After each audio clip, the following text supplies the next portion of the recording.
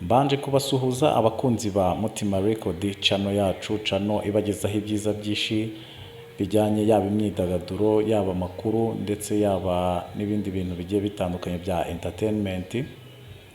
Hanyuma muri aka kanya rero tuje ngo tuvuge ku bijyanye n'intambara imaze iminsi ibera mu burasirazuba bwa Kongo, ndetse intambara yaje gutsindwa n'umutwe wo muri Kongo wa M23, ikaba ariyo yafashe Goma, umujyi wa Goma. Ubu ngubu aka kanya tuvugana ukaba uri mu biganza byayo. Gusa amakuru ariho nuko ikataje yerekeza i Bukavu, ndetse yo igakomeza ishimangira yuko uko byagenda kose izagera i Kinshasa kwa Kisekedi.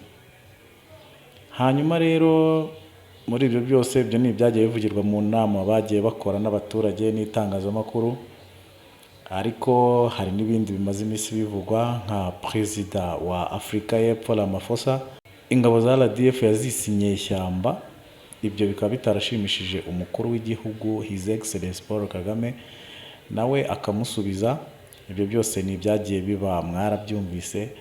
Gusa aka kanya rero ikituzanye hano icyo tuje kuvugaho ntabwo ari ibyo ngibyo byose bimaze iminsi biba, ahubwo tuje kuvuga ku nama yaraye iteranye ya SADC, umuryango w'ibihugu biri muri SADC. Inama baraye bateranye mu nama, gusa imyanzuro yavuye mu nama bakoze niyo abantu benshi bakomeje kugenda bibazaho.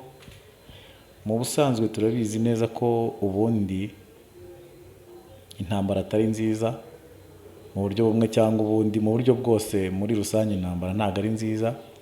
Ari nayo mpamvu dusanzwe tuzi neza ko iyo ibihugu nk'ibyo biteranye, iyo imiryango nk'iyi iteranye iri kwiga ku kibazo kijyanye n'intambara iri kubera ahantu runaka, icyo baba bagamije kuba babona umuti watuma iyo ntambara ihagarara, cyangwa se ayo makimbirane ahagarara, ariko biciye mu nzira nziza, akenshi bigaca mu nzira z'ibiganiro, ari naho haba ubwumvikane.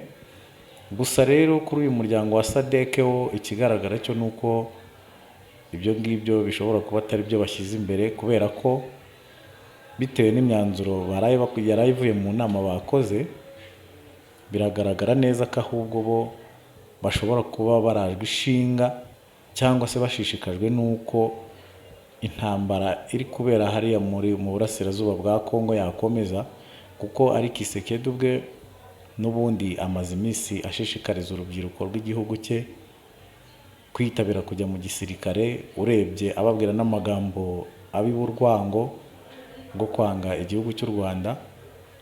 Ibyo byose rero ni ibintu bimaze iminsi biba. Urumva ko we byanze bikunze yarakaniye, yashyize imbere uburyo bw'intambara, uburyo bwo kurwana. We nta biganiro, nta gakozwe by'ibiganiro na M23, ahubwo we arakomeza gushimangira ko azarwana paka. Hanyuma rero kandi ibyo ngibyo wenda nubwo bivugwa na Kisekedi, inama ya East Africa iherutse guterana, abakuru b'ibihugu bya East Africa iherutse guterana, yari yanzuye yuko Kisekedi agomba kwicarana n'umutwe wa M23 bakaganira, bakagirana ibiganiro, bakareba buryo ki nyine bava mu ntambara, ariko biciye mu buryo bw'ibiganiro. Akareka aho bongeye ko bagomba kureka ibintu byo gukomeza kwiriza no guhuruza amahanga. Narabibonye ko yazanye abacanshuro mu ntambara, iyo South Africa iraza nayo ijyamo, byose bikitwaza yuko n'ubundi ngo birimo bigarura amahoro muri Kongo, ariko mu by'ukuri ugasanga ikigenderewe ntabwo ari ukugarura amahoro muri Kongo, kuko ari nabyo u Rwanda rwakomeje gushinja abo basirikare ba South Africa, nuko bafatanyije n'umutwe wa FDLR wasize ukoze jenoside mu Rwanda.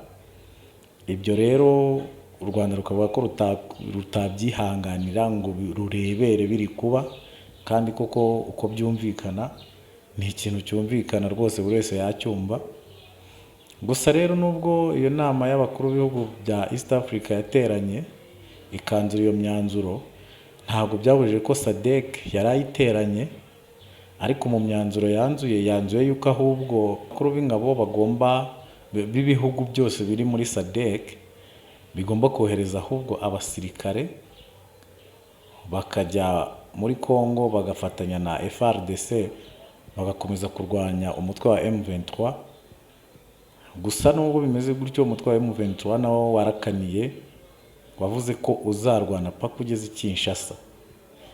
Hagati aho rero nanone abaturage muri Goma babyukiye mu myigaragambyo, aho n'ejo bari bayikoze, aho bose bari guhuriza ku kwamagana ubutegetsi bw'igitugu bwa Kisekedi, aho arimo agenda abangamira abaturage, kuko abaturage bamwe bari kwicwa, abandi bari gufatwa ku ngufu n'ingabo za FDLR, ingabo z'umutwe w'ishyamba wa FDLR n'abasirikare n'abo mu gisirikare cya FARDC. Ugasanga aribyo ntabwo ari ibintu bikwiye n'ubundi. Urebye ibyo ngibyo byose nibyo bintu biri kubera muri icyo gihugu cya Congo, ariko ibyo byose Perezida Kisekedi we ntabwo abyemera, ahubwo byose uba usanga abihirikira ku Rwanda, kuko akabaye kose ngo ni u Rwanda, ngaho ngo ninde gutera inkunga uwo mutwe wa M23, ngo ni Abanyarwanda, mu gihe u Rwanda rwo rudahwema kubihakana. Ariko Kisekedi nawe agakomeza kubishimangira. Ikindi ni uko Kisekedi umunsi umwe aremera yuko abarwanyi ba M23 ari abakongomani, ubundi munsi akaza bihakana avuga ko ari Abanyarwanda, ngo ku ruhande rumwe ni Abanyarwanda, ngo ku rundi ni abakongomani. Ntago ari stable, ntago aguma ku kintu kimwe. Ndetse no muri South Africa hari ikiganiro umugaba w'ingabo, niba ari umugaba w'ingabo nawe ari minisitiri w'ingabo, aherutse kugirana n'umunyamakuru wo muri South Africa, ugasanga mu byo ari kuvuga harazamo kuvuguruza Perezida Ramaphosa wari wabanje gutangaza yuko abasirikare ba South Africa bagiye muri kiriya gihugu cya Congo bajyanywe mu butumwa bwo kugarura amahoro muri Congo, ariko mu by'ukuri ugasanga bararwana ku ruhande rwa FARDC, ari nayo ifatanyije n'iriya mitwe yose iri muri Congo, ari nayo iri mu uriya mutwe wa FDLR wasize ukoze jenoside mu Rwanda. Ugasanga rero ibyo byose ibyo Perezida Ramaphosa yavuze, Minisitiri ugasanga hari ibyo arimo aravuguruza, hakazamo kuvuguruzanya nyine. Ikindi ni uko abaturage bo muri kiriya gihugu cya South Africa bo bari kwibaza bavuga bati, twebwe hari ibibazo byacu ingabo zacu zakabaye ziri gukemura ku mipaka yacu, ariko mu by'ukuri ziri kujya muri Congo. Muri Congo bari kujya kuhabaza iki? Muri Congo ni ikihe kibazo? Ikibazo cya Congo kirareba South Africa, kandi kuko washyira mu nyurabwenge n'ubundi ugasanga South Africa, kuko ibyo nanone bikagaruka ko u Rwanda narwo ruvuga ruti, twebwe mwigeze mubona ingabo zacu ziri ku mupaka wa South Africa, mwebwe ingabo zanyu murazohereza ku mupaka wacu w'igihugu cyacu, ngo bigende bite? Icyo ni ikigaragaza ko ari mwe muri kuzana ubushotoranyi ku gihugu cyacu, twebwe ntabwo twize tubashotora. Mu by'ukuri rero iyo ushyize mu nyurabwenge usanga ibintu byose u Rwanda ruri kuvuga ni ibintu byumvikana cyane, nubwo biri kugaragara ko ibihugu abayobozi bayoboye uriya muryango wa SADC bari gusa n'abavunira ibiti mu matwi, ariko mu by'ukuri yaba ibimenyetso, ibintu byose u Rwanda ruri kuvuga ni ibintu byumvikana cyane, kuko biranagaragara. Niba imirwano iherutse gushyamiranya M23 n'iriya mitwe na FARDC byaragize ingaruka ku gihugu cyacu cy'u Rwanda, icyo ni ikimenyetso cya mbere kigaragaza yuko bari kutuvogera. Abaturage barapfuye, hari ibintu byinshi byagiye byangirika, ndetse hari abagiye bakomereka na n'ubu bakiri no kwa muganga cyangwa se bakiri kwivuza.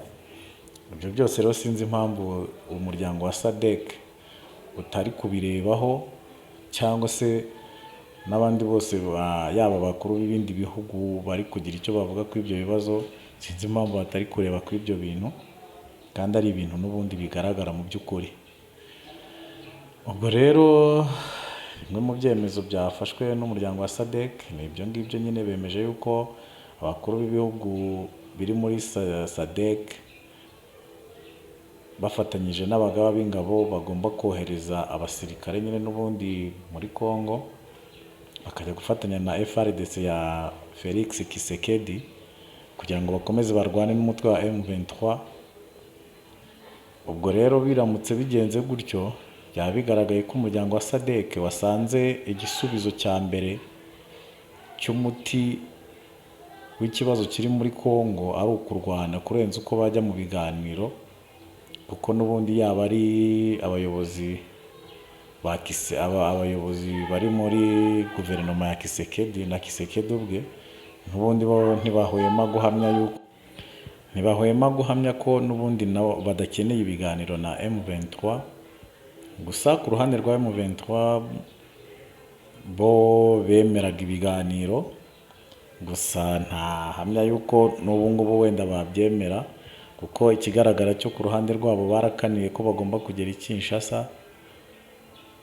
Ariko nyine n'ubundi yaba Felix Tshisekedi nabo bafatanyije kuyobora igihugu cya Congo ntabwo nabo bakozwe ibyo biganiro na M23 ngo paka ku mwuka wa nyuma, paka M23 igeze i Kinshasa.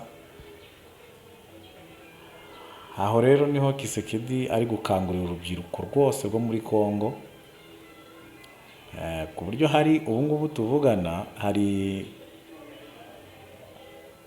hari n'aho yabwiye za minisiteri zimwe na zimwe ko ibyo bahaga cyangwa se imishahara bahaga abakozi, ibintu byose bagombaga nyine ku bakozi cyangwa se muri izo minisiteri babigabanya, ahubwo bakabyimurira muri minisiteri y'ingabo.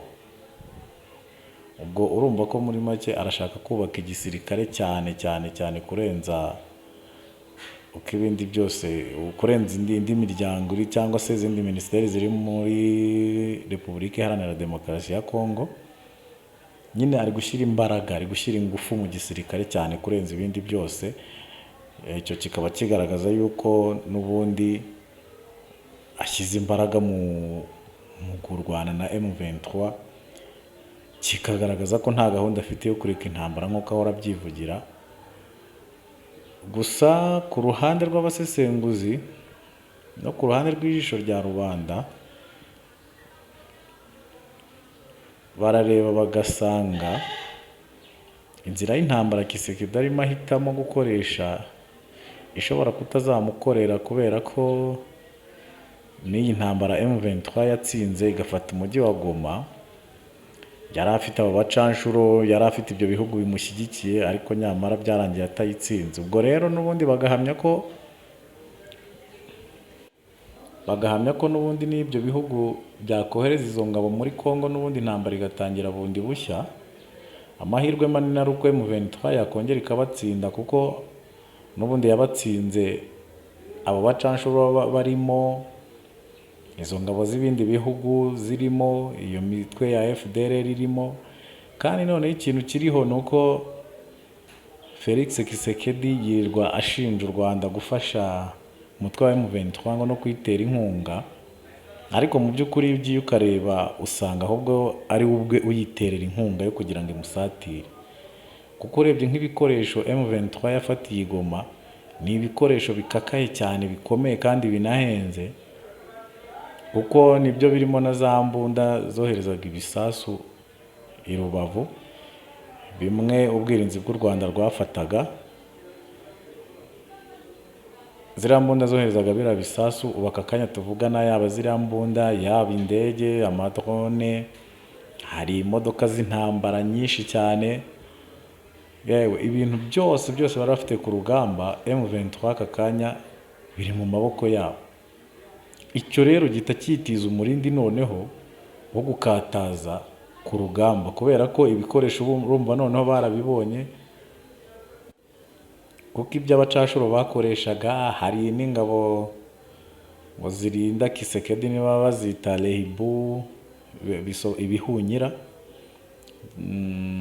ibyo zose ibikoresho bakoreshaga byakabuhariwe, ibikoresho bikomeye, ibikoresho bihenze, ibikoresho birasakure. Ibyo byose aka kanya tuvugana ingabo za M23 nizo zibifite mu maboko yazo. Rero bikaba bigaragaza ko n'ubundi mu mugambi wabo wo gufata Bukavu ni ibintu bizaborohera cyane kubera ko ibyo bikoresho bazabikoresha noneho. Ubwo rero icyo ngicyo cyahita kikwereka ko Kisekedi ibintu aba avuga yuko yaba intwaro yaba iki M23 ibihabwa n'u Rwanda, ahubwo ubwe niwe witangira inkunga ku mutwe ari kurwana nawo, bikawuhereza imbaraga zo gukomeza kumusatira. Nicyo kigaragara. Amakuru yose rero uko bigenda bihinduka muragenda muyakurikira, turayabagezaho rwose. Update yose turagenda tuyibagezaho hano kuri Mutima Record channel. Mukomeze mukore subscribe, mukande kuri ako kazogera kugira ngo amakuru yose mashyashya mujye muyabonera ku gihe. Mukore amashare, mukore comment, natwe tubagezeho ibyiza byinshi. Nakagaruka.